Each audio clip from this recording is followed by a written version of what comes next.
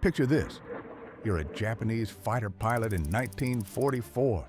You've scrambled your Zero to defend Tokyo. Your engine screams as you climb. 15,000 feet, 20,000, 25,000. But above you, impossibly high, a formation of silver giants cruises serenely through the sky. Your engine overheats. Your oxygen runs thin. Your guns freeze. And those massive bombers, they haven't even noticed you exist. This is the story of how one aircraft, the Boeing B-29 Superfortress, didn't just change the war. It shattered an entire nation's belief in its own invincibility. When the Boeing B-29 Superfortress first materialized in Japanese skies in 1944, it didn't just appear, it dominated. This wasn't just big. With a wingspan stretching 141 feet, a metallic hull reflecting clouds like a mirror, the B-29 appeared to defy physics as it glided from the heavens. But here's what makes this story truly incredible. Japan's first reaction wasn't fear, it was a dismissal. Intelligence officers in Tokyo studied reconnaissance photos with confident dismissal. Here was yet another case of American excess, a bomber so massive it would surely collapse under its own ambitions. Logic dictated that such an enormous aircraft would crawl across the sky, presenting an easy target for Japan's swift interceptors. They couldn't have been more wrong. The first combat encounters revealed a stunning tactical reality. These massive bombers operated in the thin air above 6 miles altitude, a realm where Japanese fighters struggled to maintain engine power and pilot consciousness. At such heights, mechanical systems failed and human endurance reached its limits. Captain Saburo Sakai, one of Japan's most experienced aces, later described his first encounter.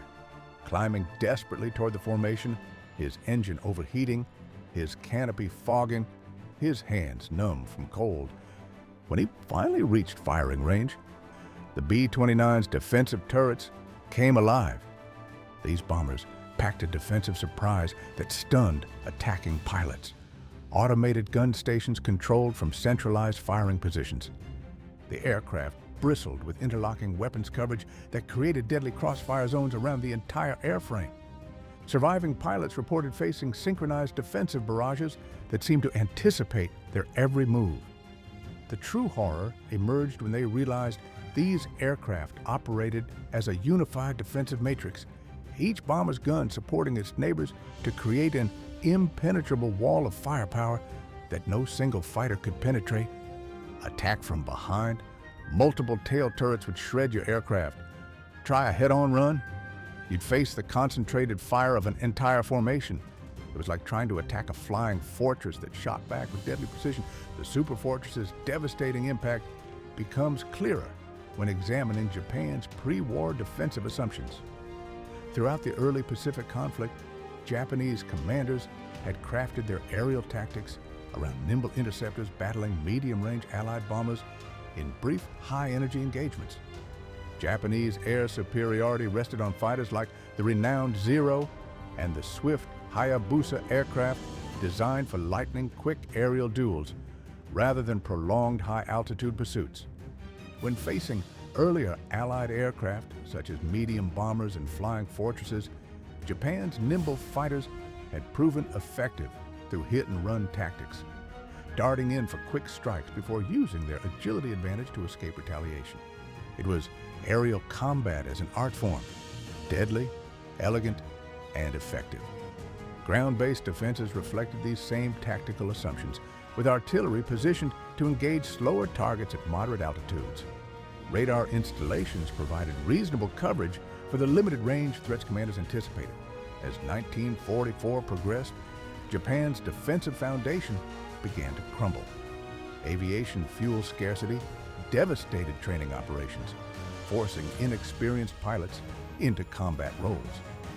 The elite aviators who had once dominated Pacific skies were largely casualties of war's attrition. Fresh pilots entered service with minimal preparation compared to their battle-tested predecessors. Detection systems provided inadequate advance notice of approaching threats. Artillery crews frequently engaged phantom targets, squandering limited ordnance reserves. Even as these systemic failures mounted, Japan's military leadership maintained unwavering confidence in their established approach. Senior officers remained convinced that superior pilot training, innovative tactics, and warrior spirit would compensate for any technological gaps. Reality would soon shatter these assumptions completely when Japanese intelligence officers first laid hands on captured B-29 technical documents and debriefing reports from surviving encounters. What they read seemed like science fiction.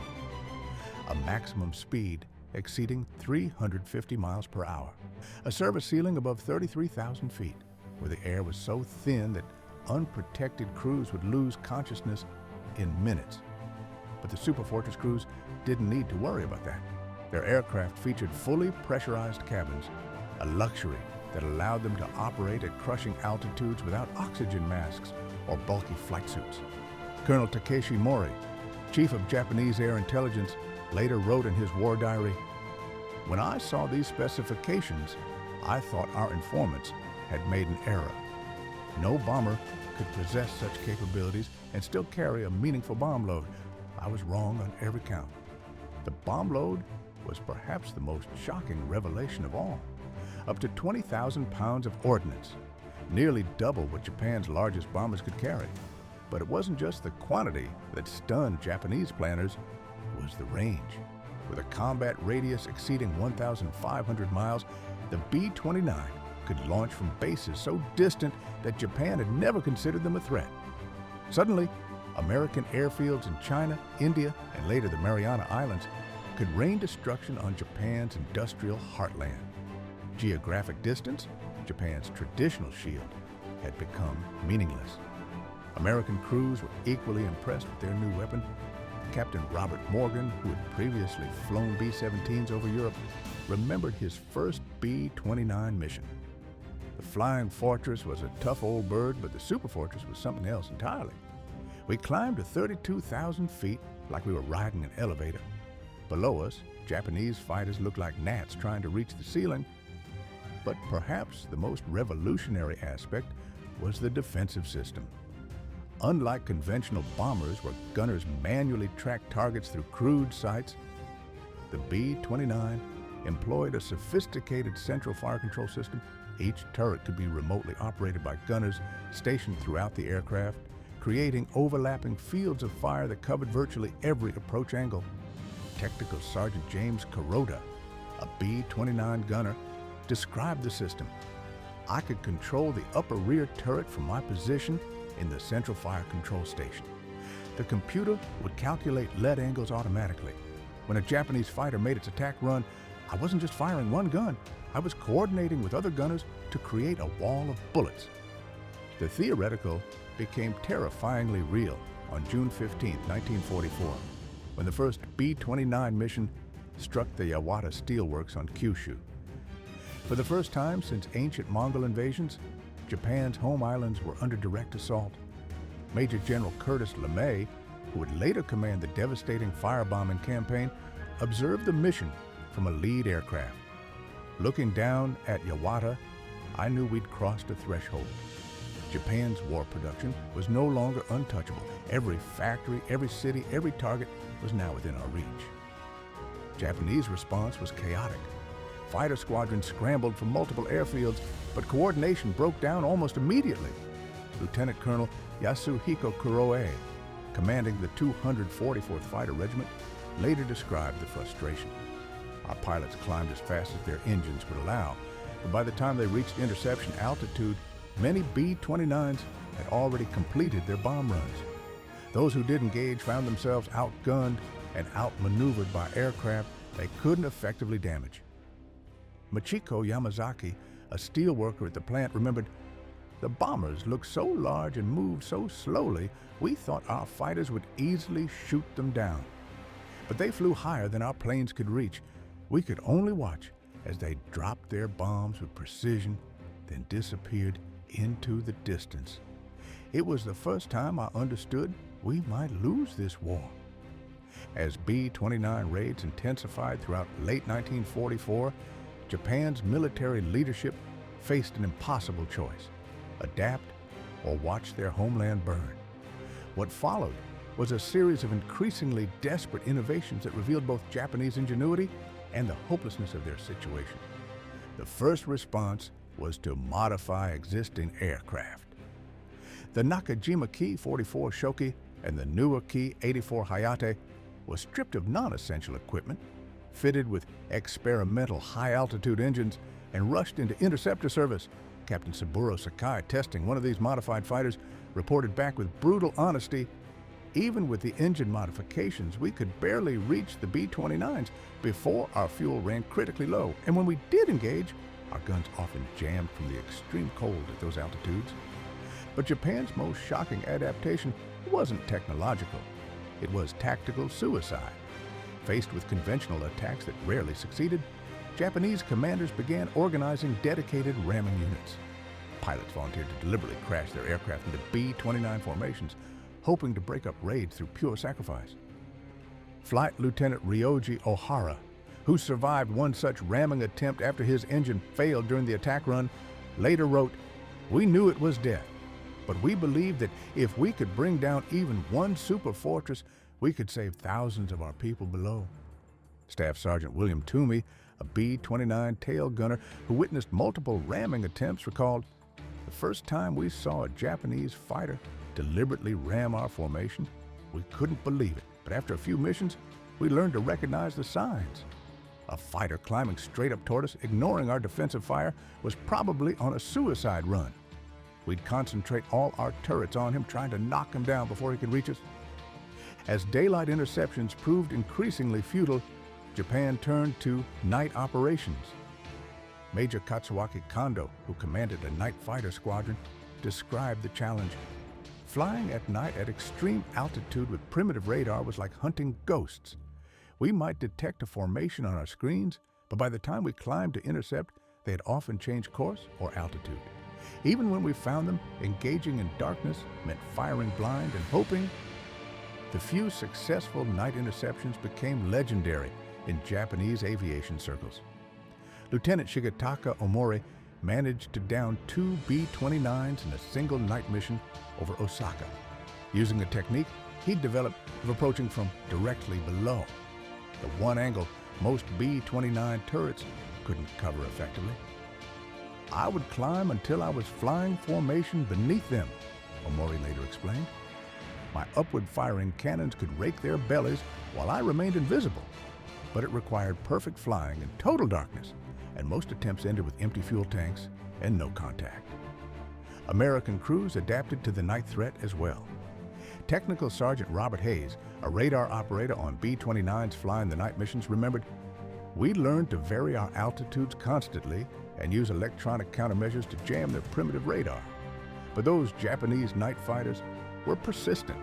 You'd think you were alone up there, then traces would suddenly light up the darkness around you." On the ground, Japan's anti-aircraft defenses underwent equally dramatic changes.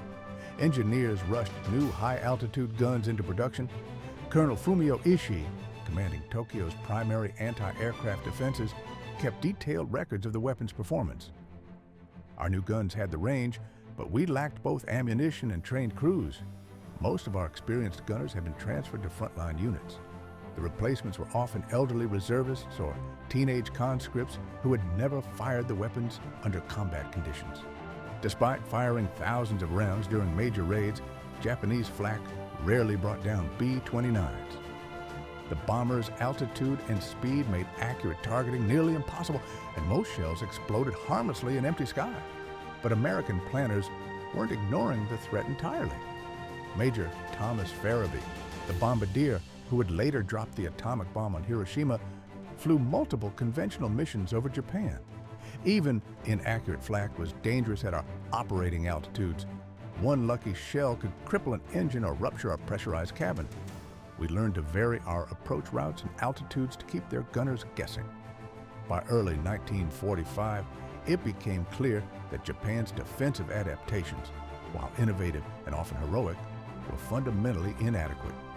Each countermeasure bought time, but couldn't change the underlying reality.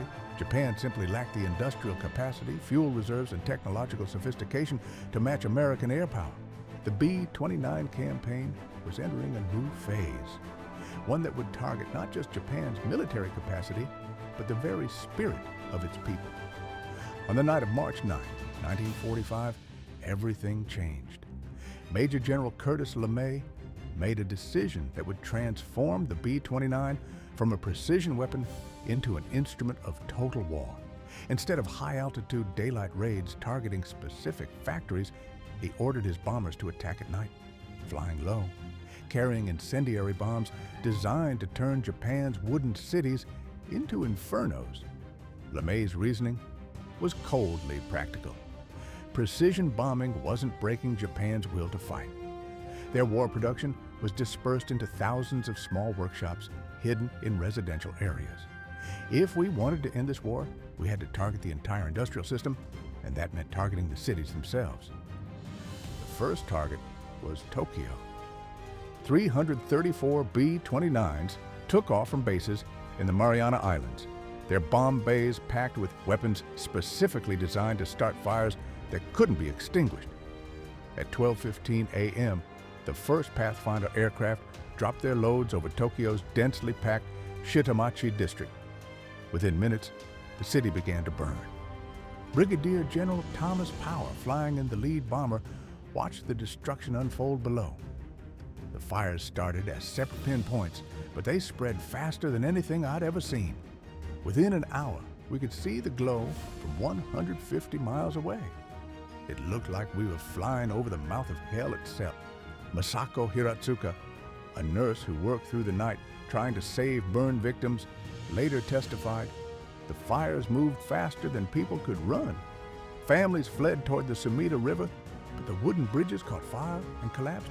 I saw people jump into the water to escape the flames, only to discover the river itself was burning from all the oil and debris." Statistics were staggering. 16 square miles of Tokyo destroyed, over 100,000 people killed in a single night, more than would die in either atomic bomb attack. Nearly 1 million people left homeless. And this was just the beginning. What made Operation Meeting House so terrifying wasn't just its scale, but its efficiency. The B-29s had found their perfect role, not as high-altitude precision bombers, but as low-level fire starters. LeMay's tactical shift eliminated most of Japan's remaining defensive advantages. Captain John Chiardi, a B-29 navigator who flew multiple firebombing missions, described the new tactics. Flying at 5,000 to 7,000 feet instead of 30,000 meant Japanese fighters could finally reach us, but it also meant our bombing accuracy increased dramatically, and their flak guns, calibrated for high-altitude targets, couldn't depress low enough to hit us effectively. The psychological impact on Japanese fighter pilots was devastating. After months of struggling to reach the unreachable bombers, they suddenly found B-29s within range, only to discover that engaging them at low altitude was a death trap. Captain Yasuhiko Kuroe, now commanding what remained of Tokyo's air defenses, wrote in his final report, "The bombers came in so low we could see the faces of their crews. Our fighters could finally engage them on equal terms, but flying through the firestorms they created was like flying into hell. Pilots had to choose between engaging the bombers and being consumed by the fires they started, or avoiding the flames and letting them complete their runs unhindered." Night after night, the attacks continued.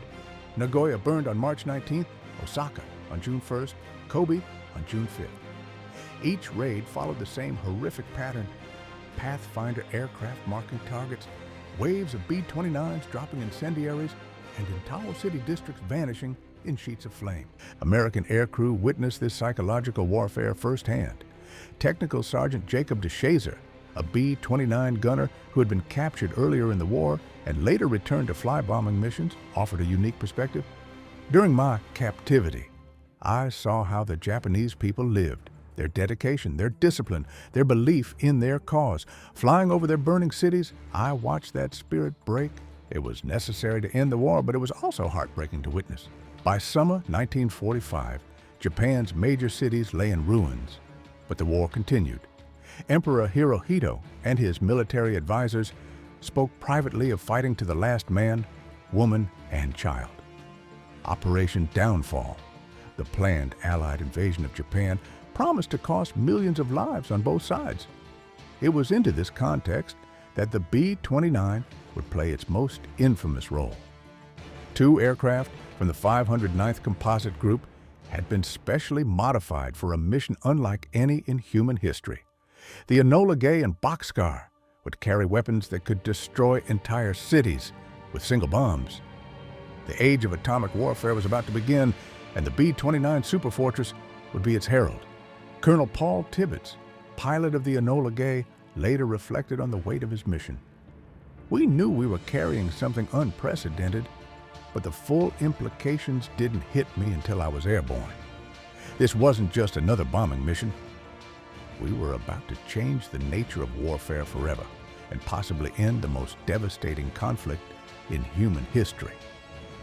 On August 6, 1945, at 8:15 a.m., the first atomic bomb detonated 1,900 feet above Hiroshima. The explosion was equivalent to 15,000 tons of TNT, more destructive power than hundreds of conventional bombing raids combined. Captain Robert Lewis, co-pilot of the Enola Gay, scribbled in his flight log as he watched the mushroom cloud rise, "My God, what have we done?" His words would echo through history, capturing the awesome and terrible moment when humanity crossed into the nuclear age. 3 days later, Major Charles Sweeney piloted Boxcar over Nagasaki, delivering the second atomic bomb when cloud cover obscured the primary target of Kokura. Sweeney later wrote, "Flying away from Nagasaki, looking back at that towering column of smoke and fire, I realized we had just participated in something that would define the rest of human history.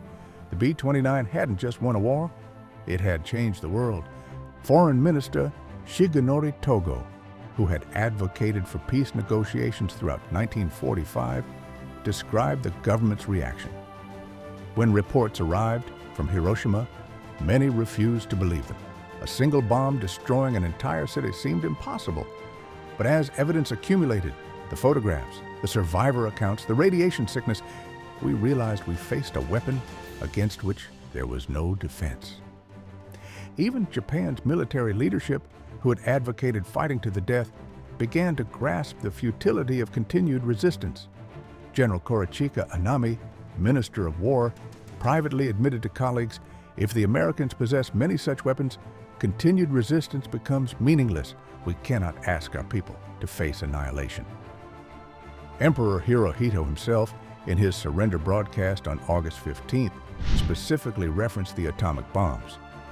"The enemy has begun to employ a new and most cruel bomb, the power of which to do damage is indeed incalculable. Should we continue to fight, it would result in an ultimate collapse and obliteration of the Japanese nation." The B-29's role in ending World War II established its place as one of the most significant aircraft in human history. But its legacy extends far beyond military statistics or technological achievements. The Superfortress had demonstrated the terrifying potential of strategic bombing and introduced the world to the atomic age. General Curtis LeMay, reflecting years later on the bombing campaign he had directed, offered this assessment. The B-29 proved that distance was no longer a defense. No nation could consider itself safe from attack simply because of geography. We had created a weapon system that could reach anywhere on Earth and deliver unprecedented destruction. For the men who flew these missions, the experience remained deeply personal. Lieutenant Colonel James Doolittle Jr., who flew both conventional and atomic missions, later said, "Every B-29 crew member carried the weight of what we had done. We ended the war and saved countless lives by avoiding invasion, but we also ushered in an era where humanity possessed the power to destroy itself completely." The technological innovations pioneered by the Superfortress, pressurized cabins, remote-controlled defensive systems, advanced navigation equipment, became standard features in subsequent military and civilian aircraft. The Boeing 377 Stratocruiser, the KC-97 tanker, and ultimately the 707 passenger jet all trace their lineage directly to the B-29. Captain Jack Hammett, now in his late 90s and one of the last surviving B-29 pilots, people see this beautiful, polished aircraft and admire its engineering. But I want them to understand what it represents. both the horror of war and humanity's capacity to end conflicts through overwhelming force rather than endless slaughter. The Boeing B-29 Superfortress accomplished exactly what it was designed to do. It broke Japan's ability and will to continue fighting, ending the most devastating war in human history.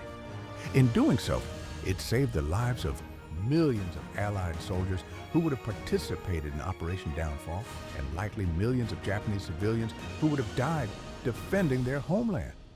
But the Superfortress also introduced humanity to a new kind of warfare, one where entire civilizations could be obliterated by single weapons delivered by single aircraft.